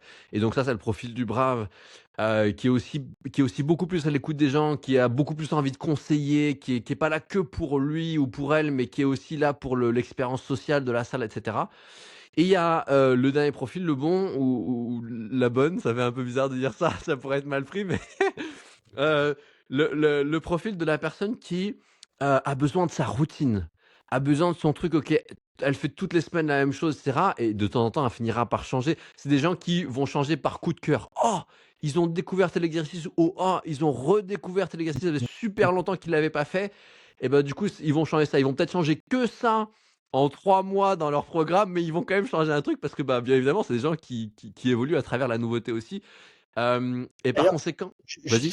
parce que j'ai une spécificité, enfin j'ai une personne, je connais un bon, je pense, tu vois, vraiment que je Ouais. connais bien en plus, et c'est très très marrant parce que c'est exactement ça, c'est il découvre un exercice, il dit, oh j'ai découvert cet exercice, c'est incroyable, mais surtout il y a une spécificité sur, j'ai l'impression ces gens-là, alors je peux pas faire une généralité parce que je connais que lui, mais c'est qu'ils arrivent à ressentir des muscles ou à ressentir vraiment d'une manière que moi je ne peux pas. Ouais. J'ai l'impression il ressent toutes les fibres de son corps. C'est un truc de ouf. Il me Et j dit, ouais, là, je sens ici, ça. Moi, tu vois, je fais du développé couché, j'ai jamais senti mes pecs. Pourtant, ils grossissent, tu vois, je le vois. Mais lui, il va faire un exercice et ça très vite, hein, même s'il a pas fait de la muscu depuis longtemps. Et de suite, c'est, ah ouais, là, je sens. Là, la fibre là, paf. Je fais, ouais, mais moi, tu me dis, il arrive à ressentir son dos, tu vois, des trucs. Moi, ça connecte pas dans mon cerveau. J'ai jamais ressenti, jamais congestionné de ces endroits-là. Pourtant, je les développe, tu vois. ouais, Et lui, il congestionne tout, tout. ouais. Et c'est vraiment un truc de ouf. Et je sais pas si c'est comme ça du coup chez tous les bons, mais en tout cas, ça c'est vraiment le truc qui me marque chez lui. Il arrive à tout ressentir en termes de congestion. De- C'est très prononcé chez toutes les personnes de ce profil-là. Moi, toutes les personnes que je connais, effectivement, c'est des oufs de la sensation, c'est des oufs de la congestion et du coup, ils personnalisent à fond leur exercice, genre choisir le bon angle, choisir le ils vont parfois quand ils osent parce que c'est pas des profils très sûrs d'eux, mais quand la salle, c'est devenu vraiment leur chez eux, ils sont à l'aise, ils vont te mettre le banc dans telle direction, ils vont te mettre le step machin et cetera pour parce que ils ont la subtilité de sentir que: «Ah, en fait, c'est cet angle précis-là que je recherche» et cetera. Et du coup, moi, je trouve ça génial d'être avec des gens comme ça parce qu'effectivement, même si, moi, bah, voilà, étant un brave, j'ai cette capacité à ce caméléon à aller dans un profil qui est pas le mien et à aller retirer des choses que je peux prendre pour moi, même si c'est pas ma spécialité de base. Bah, en fait, le truc du brave, c'est qu'il a pas de spécialité vraiment, il peut vraiment tout faire. Et du coup, voilà, moi, ce que j'ai fait et ce qui a fait de moi vraiment quelqu'un d'excellent dans la préparation physique, c'est que du fait d'avoir ce profil-là, je suis allé chez les strongman, je suis allé chez les powerlifters, je suis allé chez les haltérophiles, je suis allé dans les différents courants de la muscu, vraiment les mecs old school du bodybuilding, les mecs plutôt new school, enfin, même dans le yoga, et du coup aussi dans la méditation, machin, enfin, je suis allé de partout et du coup, je j'ai pas cherché à créer la voie, même si, j'ai créé une voie qui était très hybride, qui s'appelait Hybrid Fitness. J'ai pas essayé de créer une nouvelle voie qui serait devenue la voie pour tout le monde. J'ai, cherché à avoir la palette la plus grande d'outils pour que chaque individu trouve précisément jusque dans la dentelle exactement ce dont il ou elle avait besoin et ça va nous permettre d'avoir la transition pour, la dernière partie de cet épisode que je voulais donner. C'est que, OK, une fois que j'ai ce point de départ qui, je le rappelle, est vraiment un point de départ, c'est-à-dire, OK, je sens que j'ai besoin plutôt de ma routine pour me sentir à l'aise et arriver vraiment à rentrer dans un exercice, sentir ce qui se passe et quand j'arrive à faire ça, je sais que waouh, c'est génial pour moi. Ou bien une fois que je sais que j'ai besoin de tester différentes choses, toucher un peu à tout, mettre régulièrement de la nouveauté, ça c'est le brave, ça c'est l'adrénaline. Il y a besoin de régulièrement des nouvelles stimulations, sinon je m'ennuie. Ou bien quand je sais que ok, j'ai besoin de sensations fortes, ok, ça c'est mon point de départ. Maintenant, je sais qu'il y a des sous-profils là-dedans et que, j'ai besoin de rester flexible, même si je sais que ça me donne le courant général. Ça me donne le sens du courant pour ma rivière personnelle. Et du coup, à partir de là, quelles sont les choses que je peux faire dans ma séance ou même dans mon alimentation? D'ailleurs, toute cette première saison, il y a tellement de choses à dire. On a fait le choix de se concentrer un peu plus sur l'entraînement, mais on fera probablement une deuxième saison peut-être plus sur la nutrition parce qu'on pourrait parler de plein de choses encore. Et il y a peut-être parmi vous qui se disent: «Ah et quand est-ce qu'on parle de nutrition?» C'est quoi les choses simples que je peux mettre en œuvre dans mon quotidien pour aller jusqu'à cette spécificité individuelle qui va faire que je vais être, dans ma meilleure croissance, dans ma meilleure floraison possible? Et ben, 1 chose, c'est le fait de tester ce que ce en quoi je crois. C'est-à-dire que si, je crois que ça, c'est bon pour moi, et que, bah, plutôt que de créer un programme là-dessus, ou plutôt je vais créer un programme test, si on prend tout ce qu'on a dit la dernière fois. OK, j'ai fait un programme qui me paraît théoriquement, bien par rapport à ce que, ont dit, Olivier et Arthur. OK, je vais faire une première semaine test avec mon programme et je vais voir, OK, qu'est-ce qui dans les sensations, qu'est-ce qui dans mon corps m'a permis d'être à la fois dans mon objectif, donc de la progression, des choses qui correspondent à des éléments techniques qu'on a la dernière fois, et en même temps dans mon intention. Prendre un bon moment, écrire cette nouvelle histoire des bonnes sensations avec mon corps et me faire plaisir et avoir du fun, etc. OK, si les deux sont présents et se rejoignent, se tissent ensemble, OK, ça veut dire que ça, c'est un élément que je peux valider pour moi aujourd'hui. Il sera peut-être pas vrai ad vitam aeternam, mais en tout cas aujourd'hui, c'est ma base. Je peux faire une deuxième semaine avec ça. Et pour les autres, éléments, qui dans mon programme étaient pas mal, mais c'est pas ouf, ben, OK, à moi de choisir et je pourrais pas forcément savoir à l'avance quel sera le bon choix, mais je choisis. Est-ce que je garde ça une deuxième semaine de plus? Parce que je sens peut-être que j'ai besoin d'approfondir, j'ai besoin de m'approprier un exercice, le faire mien pour que je le puisse le kiffer. Sinon, bah, il sera OK, pas mal, mais jamais ouf. Et du coup, j'aurais toujours le cul entre 2 chaises de: «Est-ce que je le garde dans mon programme? Est-ce que je le garde pas?» Je sais pas trop. Ou bien est-ce que pour l'instant je le mets de côté, j'essaie de remplacer par autre chose? Sachant que derrière ce choix, il y a quelque chose d'important qui se joue, c'est-à-dire que si je change constamment, c'est le mythe de l'herbe plus verte ailleurs, bah oui, j'aurai la stimulation de la nouveauté et les gens du profil adrénaline, les braves, ils vont kiffer ça, mais ça va pas forcément s'enraciner dans une progression qui, bah, du coup, on répète suffisamment de fois la séance et l'exercice pour pouvoir améliorer soit la charge, soit le nombre de séries, comme on a parlé la dernière fois sur la loi de C'est un du vrai truc po que moi j'ai remarqué dans mon expérience. Alors c'est pour moi, tu vois, donc je peux pas. Mais que en fait cette variété, j'adore la variété, mais qu'elle a un coût pour moi en termes de progression, parce que ouais, j'ai pas le temps de devenir suffisamment bon sur un exercice, de progresser suffisamment en charge, etc. pour que bah en fait je puisse vraiment développer musculairement. Par contre, je vais apprendre très vite le mouvement. ouais. J'apprends très vite les mouvements, ça, il n'y a pas de problème, mais si je veux en tout cas faire de la masse derrière, il faut que je fasse ce mouvement pendant plusieurs semaines, plusieurs mois pour vraiment progresser. Mais d'un autre côté, je suis aussi capable de prendre du plaisir sur un seul mouvement pendant longtemps, tu vois. Donc, il y a peut-être ce truc qui est pas forcément évident pour les personnes qui pourraient se reconnaître dans ce que je dis là, de ah ouais, moi j'aime bien aussi la variété, etc. Mais d'un autre côté, si tu fais que de la variété, bah, en termes de masse musculaire, si tu vois pas les résultats, c'est probablement que ça vient de ce truc où tu changes trop souvent d'exercice. Et donc réussir à trouver ce rythme de, bah, tu trouves un exercice qui te fait kiffer et tu le gardes suffisamment longtemps pour progresser et faire du muscle, quoi. Parce que sinon, en tout cas de mon expérience, c'est très difficile de faire vraiment faire des gains sur ne serait-ce que 4 semaines avec un exercice et après tu changes la variante tout le temps, tu vois. Je sais pas ce que toi, ton expérience a dit là-dessus, mais en tout cas, Je c'est je la mienne. suis je suis absolument d'accord et c'est là que, ben, quelque part, on est à la limite un petit peu de ce qu'on peut partager dans ce podcast. C'est que au-delà de dire que, voilà, c'est important d'être flexible, mais en fait, il y a au-delà de ces grandes lignes qu'on est en train de vous donner, il y a encore vraiment que l'expérience. Parce que ce que tu dis là, en fait, c'est l'expérience d'avoir changé longtemps qui t'a montré qu'au début, la variété, c'était tellement attirant, c'était tellement kiffant que tu t'es rendu compte que, ah bah, en fait, finalement, je suis pas en train de réaliser mon intention de base qui est d'étoffer mon physique. Je suis en train de développer plutôt du skill, de la polyvalence. Je suis capable de faire plein de mouvements différents et ça peut être l'objectif de certains à l'entraînement. Ceci dit, pour avoir un corps athlétique, la base, c'est diminuer son taux de masse grasse, augmenter son taux de masse musculaire et être fonctionnel. On va dire, on va résumer à ça. Et du coup, ben, c'est là encore une fois, on en revient à l'intention, l'épisode qu'on a fait sur l'intention. C'est là que c'est super important de se connaître et on parlait aussi de connaître son génie.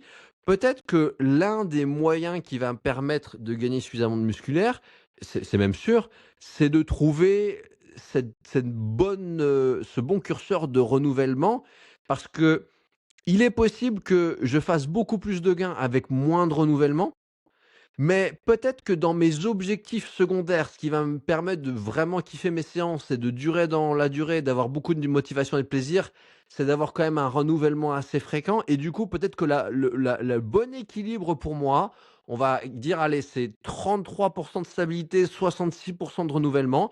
C'est pas du tout aussi optimal que 100 de stabilité ou plutôt on va dire, bah, non, pour il y a quand même besoin de renouvellement, mais on va dire, allez, 66 de stabilité, 33 de renouvellement, je pense que c'est un bon ratio, notamment pour les braves, pour la masse musculaire. Donc le fait d'avoir le ratio inverse, c'est pas l'idéal purement pour la masse musculaire, mais encore une fois, on est un être vivant, on n'est pas là pour faire vivre un truc, théorique sur le papier, on est là pour vivre soi et du coup, si mon ratio optimal, moi, il est un peu plus de variété et ça me fait faire plus de mouvements et je kiffe plus et j'ai plus de plaisir et du coup, je suis beaucoup plus dans mon intention et que ma masse musculaire, elle prend quelques mois de plus pour arriver, enfin, moi, j'ai envie de dire, on s'en fout après à chacun de faire son choix. Mais c'est Ouais, là que c'est important de ne pas être corrompu. carrément. Et un truc à prendre en considération, typiquement dans mon cas personnel, dans mon expérience, c'est que je suis arrivé à ce constat-là alors que j'avais atteint mon prime, tu vois. Enfin, mon Ouais. prime. Pas mon prime physique, mais en tout cas le physique le plus massif que j'avais jamais eu. Donc forcément, à ce moment-là, peut-être que oui, la variété ne fonctionne pas alors qu'elle aurait fonctionné très bien pour prendre les 5 6 premiers kilos, tu vois. J'aurais pas eu de problème. Par contre, si je veux aller au-dessus, bah là, oui, en effet, il faut peut-être que je varie moins. Et typiquement, un gars à la salle que je croise, ils me font marrer, ces gars-là, ils sont vraiment sympas, tu vois. C'est la bande de quatre potes, ils sont là tous les soirs et ils s'entraînent tous ensemble et ils font jamais les mêmes exercices. En fait, t'as un gars qui est le coach en quelque sorte de l'équipe, tu vois, et qui tous les jours fait les entraînements. Et lui, sa devise, c'est on ne peut pas faire les mêmes exercices du jour au lendemain. Alors, ils sont là tous les jours, ils font tous les muscles toute la semaine, tout ce que tu veux, mais il n'y a jamais les mêmes exercices. Du coup, c'est trop marrant, je les vois tourner partout, etc. Et bah, ce qui est assez intéressant, c'est que le seul mec qui a un gros physique, c'est le gars qui fait la prog. Et ouais. Et genre lui, il kiffe ça. Il kiffe ça. Et j'ai l'impression que la variété, ça fonctionne super bien pour lui. Par contre, les autres, leur physique, il n'a pas vraiment bougé, tu vois. Enfin, en tout cas, comme ça. Après, peut-être il y a la nutrition, il y a plein de choses, tu vois. Mais en tout cas, c'est intéressant de voir quand même, c'est lui qui est. Lui, il sort du haut, tu vois, en termes de physique par rapport aux autres. Et même moi, je me suis fait cette réflexion. Là, j'ai vu, il se rentraînait de façon plus régulière. Et vraiment, il fonctionne. Ça marche, tu vois. Il a des. Ça se voit, il prend de la masse vraiment. Avec cette variété, moi, je sais que je fais la même chose, je progresse pas. Impossible. Ouais. Donc ouais, tu vois, c'est ça qui est hyper intéressant, c'est que c'est vraiment individualisé à 100% et aussi en fonction de son expérience, de voilà, ce qui pouvait marcher à un moment marchera plus à un autre. Je pense que je suis en train d'embrouiller le viewer. Non, non, c'est OK. Je ferai un résumé pour rassembler tous les différents éléments qu'on a donnés. Ce que Ouais. j'avais vraiment envie de prendre de ce que tu dis et de mettre en valeur, c'est que encore une fois, on retombe dans ce cas de figure, même si on est sur un profil différent cette fois-ci, on est avec le brave et pas le dominant ou le challenger. Donc quelqu'un qui est dominant à l'adrénaline, puisqu'il change beaucoup et ça marche pour lui. Mais on est dans un autre cas de figure il y a d'autres personnes, ils se disent, les trois personnes qui sont avec ce mec-là se disent: «Ah bah ça marche pour lui, il faut qu'on fasse pareil». Et du coup, ces personnes-là, ça c'est le principe que j'ai envie d'appuyer, sont prêts à se corrompre, à se compromettre parce qu'ils se disent: «Ah mais si ça marche pour lui, on doit faire comme ça». Et cette notion de «je dois, il faut», pour moi, c'est le marqueur et c'est un autre élément que à chaque fois que je vais dans ma séance et que je me dis: «Ah, il faudrait que je fasse ça. Ah, je dois faire ça si je veux y arriver», c'est que j'écoute pas ma référence interne, j'écoute ma référence externe. Et là, dans cette notion de tester ce qui marche dans mon programme, je biaise le test. Je biaise l'expérimentation parce que je n'écoute pas la vérité.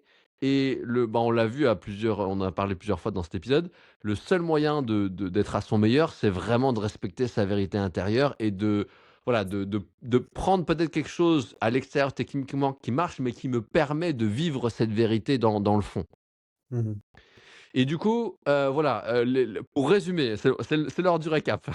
Mhm.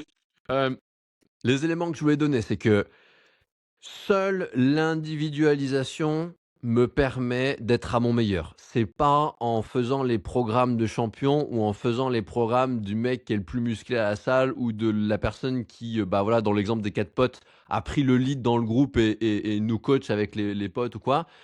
C'est pas en faisant ce que fait un autre qui marche pour lui ou pour elle qui marchera pour moi. En tout cas, il y a très, très peu de chances.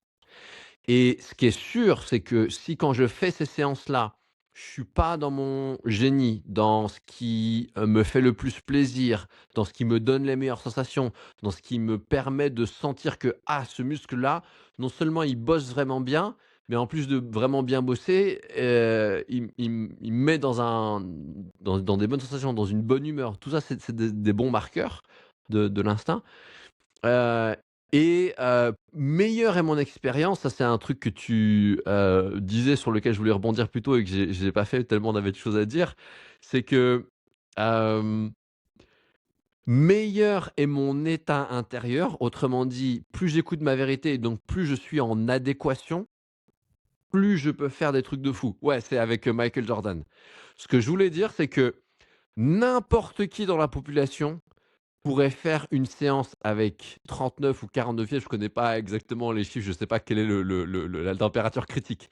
Mais en tout cas, moi je sais, c'est pas je suis persuadé, je sais intérieurement, je l'ai vécu personnellement et je l'ai vu suffisamment de fois à l'œuvre pour en être certain, c'est qu'une personne qui a suffisamment d'adéquation intérieure pour,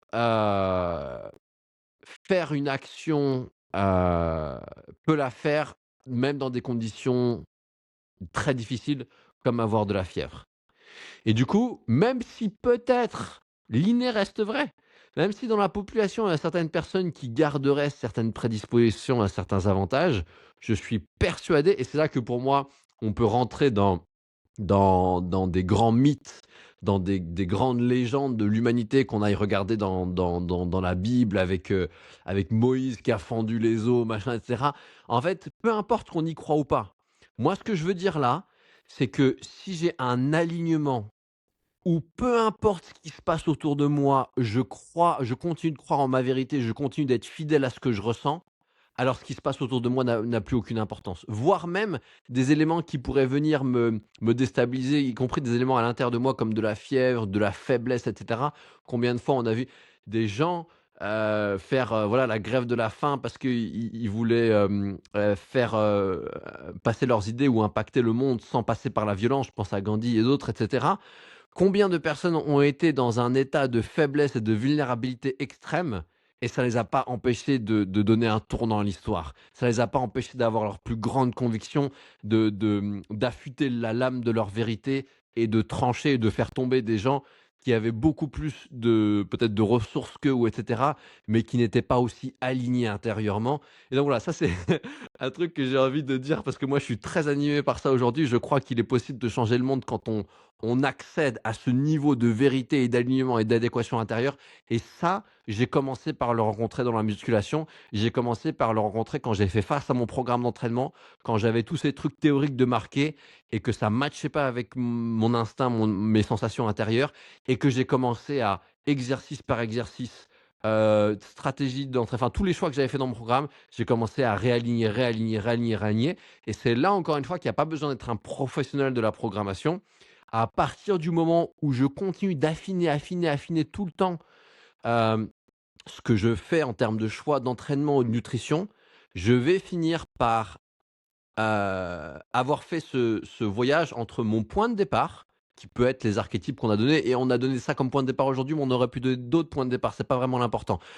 Et j'aurais fait tout le voyage entre mon point de départ et mon point d'arrivée, mon individualité qui fait que je sais que je suis à mon top et bien évidemment que mon top, il s'améliorera toujours. Mais ce que je veux dire, c'est qu'on arrive à un moment où on arrive à notre rythme de croisière comme tu l'as pour toi aujourd'hui, comme je l'ai pour moi aujourd'hui et comme un certain nombre de personnes peuvent y être arrivées et c'est ça pour moi qui est le plus important, même si oui, encore une fois, c'est très intéressant de continuer à s'améliorer aussi, mais trouver ce rythme de croisière, pour moi, c'est le graal de n'importe quelle activité physique. Non seulement parce que ça va me permettre d'arriver à ce corps athlétique qui m'intéresse et qui, oui, va me permettre d'être bien mieux dans mon quotidien, avoir une meilleure qualité de vie, mais ça va aussi avoir des répercussions dans tout.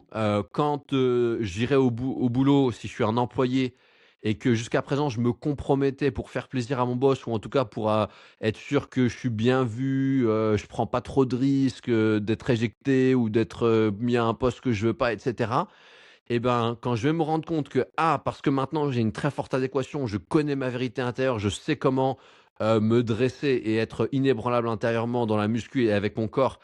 Je sens qu'en fait, j'ai pris l'habitude pour sécuriser mon job de beaucoup me compromettre. Ben, OK, aujourd'hui, je suis plus prêt à me compromettre et je vais vraiment prendre ma place. Moi, c'est ce que j'appelle prendre sa place dans le cercle du vivant. C'est que plutôt que d'être une personne soumise ou timide ou en retrait, il y a pas de jugement derrière ce que je dis. J'essaie juste de décrire des profils que l'on voit souvent aujourd'hui, notamment dans le milieu de l'entreprise, qui sont des personnes qui n'apportent pas leur meilleur à leur équipe et quel que soit leur poste, qui n'apportent pas, à commencer par leur vérité et le meilleur de leur énergie et du coup de leur créativité. Parce que bien évidemment qu'on peut pas être à son meilleur quand on se soumet à des règles qui sont pas bonnes pour nous et qui fait qu'on se compromet.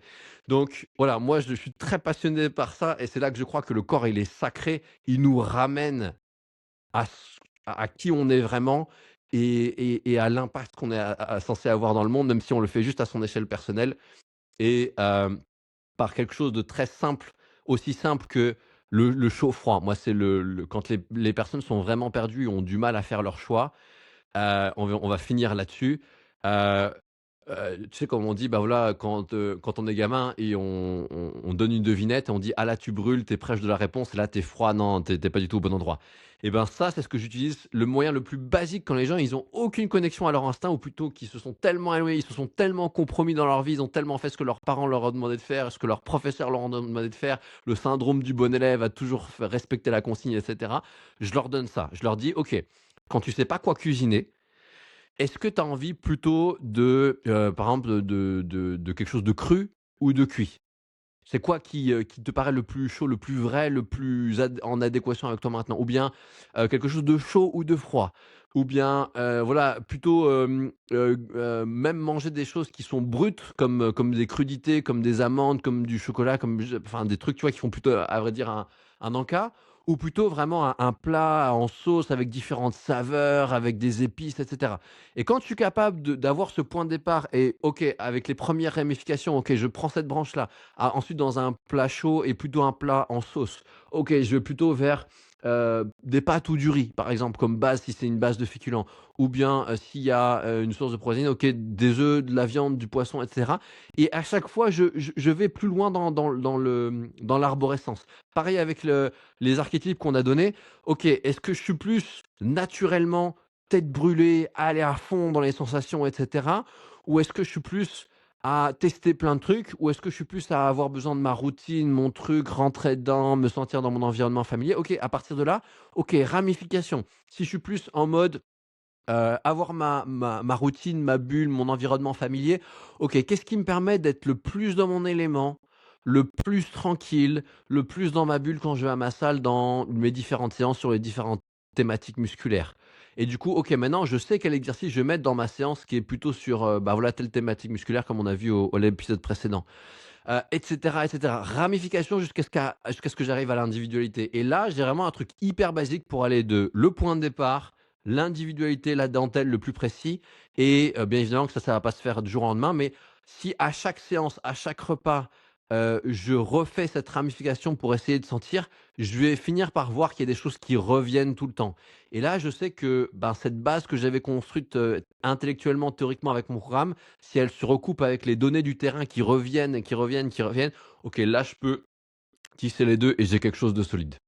Ça, je pense que voilà, ce que j'ai dit pour les 5, 7 dernières minutes, c'est le meilleur résumé pratico-pratique qui reprend aussi l'ensemble des éléments, annexes qu'on a donnés pour cet épisode.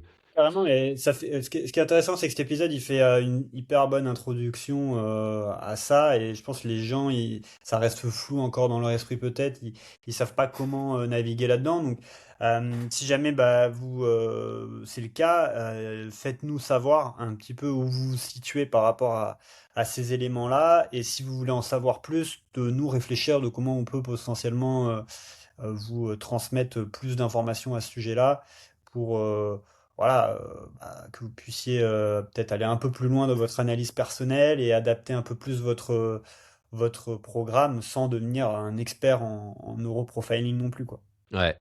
Yes. Cool, bah écoute, je pense qu'on a tout dit pour aujourd'hui. Je suis Yes, je pense qu'on a fait le tour également.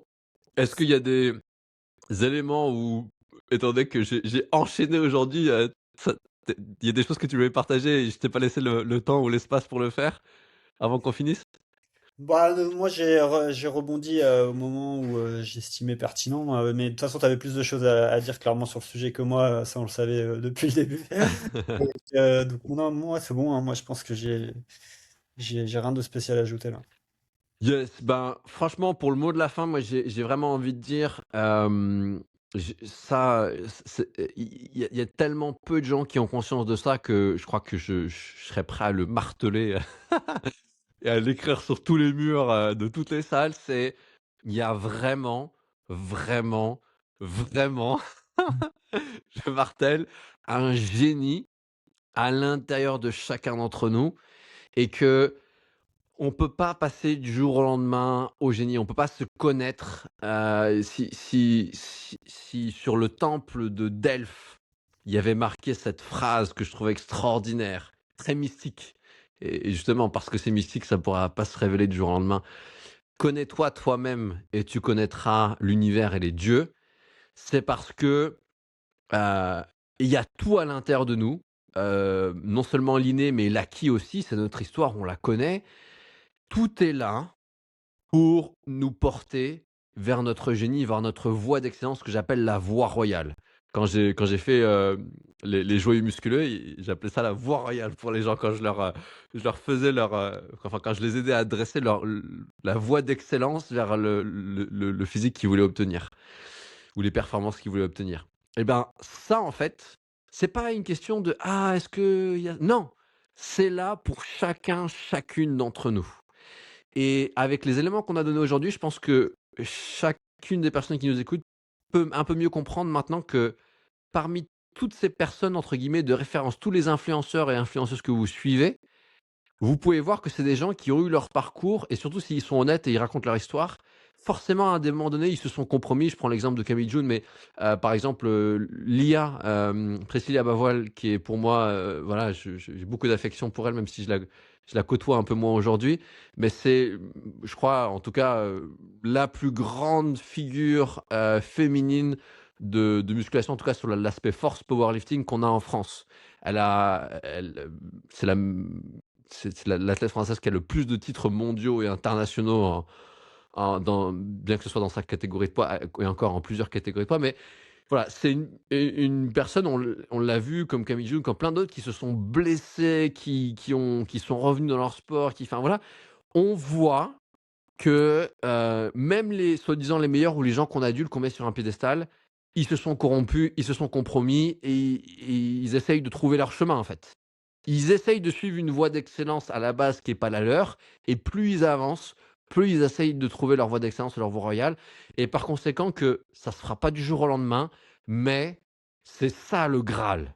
C'est ça qui compte le plus parce que même si les résultats, eux, ils vont prendre du temps, ce qui fait que je peux gagner chacune de mes séances, chacun de mes repas et chacune de mes journées, que je peux être au top, c'est que si je fais les bons choix, mon expérience va être idéale, va être optimale.